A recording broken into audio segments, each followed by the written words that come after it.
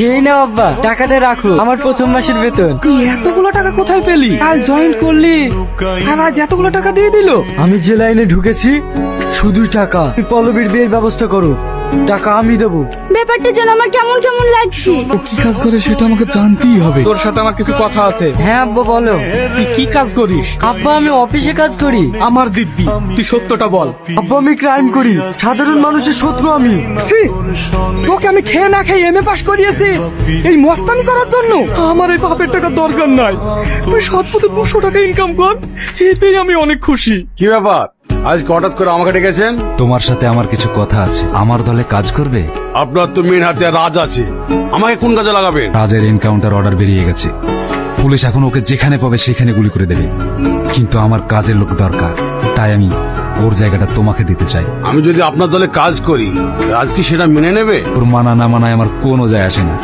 ও যে এতদিন বেঁচে আছে সেটা আমার দায়। আমার হাত যখনই ওর মাথা থেকে উঠে যাবে ও খালাস হয়ে যাবে। তুমি কি বলছো, রাজি?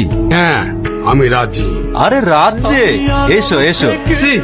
আপনি এতটা নোংরা মানুষ আমি আগে জানতাম না। আপনাকে বাবার মতো ভেবেছিলাম, আর শেষ পর্যন্ত আপনি আমাকে পেছন থেকে ছুরি মারছেন। শেষ পর্যন্ত আপনি আমাকে মারার প্ল্যান করছেন। শান্ত হও রাজ, বাচ্চা ছেলের মতো কথা বলো না। তুমি আমার জন্য অনেকজনকে মার্ডার করেছো। তুমি আমার চোখে ভালো, কিন্তু আইনের চোখে তো তুমি অপরাধ করেছো।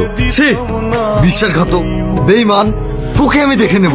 বেঁচে থাকলে তো দেখবি। ভাই আপনার সাথে আমাদের কিছু কথা আছে, আমরা আর এই কাজ করবো না। তোরা কি বলছিস? তোরা ভেবে দেখেছিস তোদের মাথা ঠিক আছে? আজকের পর থেকে আমরা মুনিশ খেটে খাবো, তবু আমরা এই কাজ করব না। শালা, আমার মুখের উপরে কথা। শোন, এই কাজে ঢোকা খুব সহজ, কিন্তু বেরোনো অত সহজ না। যা এখান থেকে। কি হলো? যার জন্য এতদিন ধরে কাজ করলে সেই গায়ে হাত তুললো? ও বেঁচে থাকা অবস্থায় কখনো তোমরা এই লাইন থেকে বেরোতে পারবে না। এই লাইন থেকে বেরোতে হলে ওকে খালাস করে বেরোতে হবে। এই নাও, আজকে শেষ করে দাও, দিয়ে তোমরা স্বাধীনভাবে বাঁচো। আপনি আমাদেরকে এখানে ডাকলেন কেন?